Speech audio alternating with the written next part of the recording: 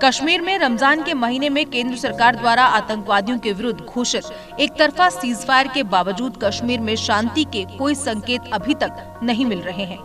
आतंकवादी लगातार सुरक्षा बलों पर ग्रेनेड हमले कर रहे हैं। इसके साथ ही आम नागरिकों को भी निशाना बनाया जा रहा है। पाकिस्तान भी अंतर्राष्ट्रीय सीमा और नियंत्रण रेखा पर लगातार संघर्ष विराम का उल्लंघन कर रहा है।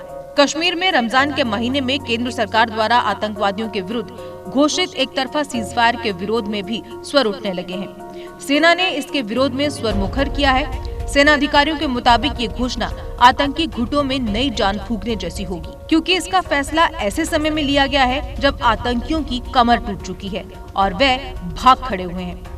इतना जरूर था कि इस फैसले की निंदा करने वाले वर्ष 2000 के सीजफायर का हवाला देते हुए कहते थे कि तब 4 चरणों में बढ़ाए गए सीजफायर ने 1221 मौतें देखी थी और इसके खत्म होने के करीब 7 महीनों तक कश्मीर कराहता रहा था, क्योंकि अगले 7 महीनों में कश्मीर में 3110 लोगों का लहू बहा था।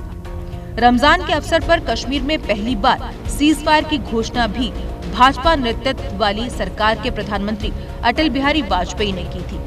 मकसद था कश्मीर में शांति लाने का और ये प्रयास औंधे मुंह गिरा था।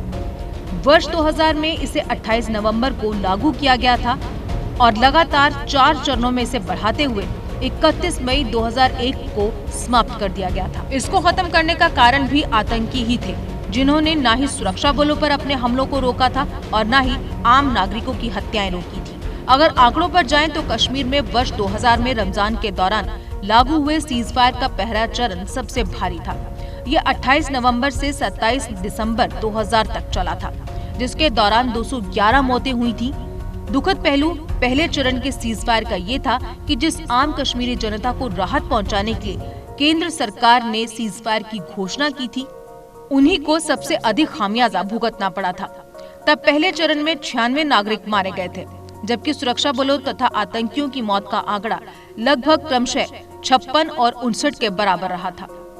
अगले चरणों में भी नागरिकों को कोई राहत नहीं मिली थी, क्योंकि आतंकियों के निशाने पर सुरक्षा बलों के साथ साथ नागरिक रहे थे। यही कारण था कि दूसरे चरण में अगर 83 तो तीसरे व चौथे चरण में क्रमशः 97 व 72 नागरिक आतंकियों के हाथों मारे गए। इतना जरूर था कि सुरक्षा बलों ने आतंकी हमलों पर जवाबी कार्रवाई करते हुए वर्ष 2000 के सीजफायर के 4 चरणों के दौरान कुल 293 आतंकियों को ढेर कर दिया था। इन कामयाबियों के लिए सुरक्षा बलों को 197 जवानों व अधिकारियों की शहादत देनी पड़ी थी और तकरीबन 348 नागरिक भी इन 4 चरणों के दौरान मारे गए थे। इसे सभी पक्षों ने स्वीकार किया था कि आतंकी गुटों ने वर्ष 2000 के रमजान सीजफायर के दौरान अपने आप को अच्छी तरह से मजबूत कर लिया था। ये मजबूती सीजफायर की समाप्ति के बाद के 7 महीनों के दौरान होने वाले हमलों और मौतों से स्पष्ट होती थी।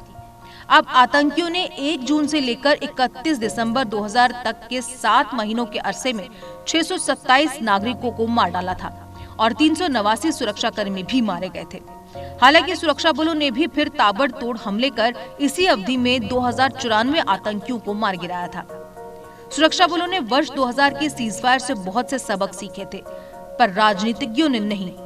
यही कारण है कि राजनीतिज्ञों ने ऐसे समय में रमजान सीजफायर लागू करवाने में कामयाबी पाई है, जबकि सेना के ऑपरेशन ऑल आउट ने आतंकियों की कमर को तोड़ दिया था।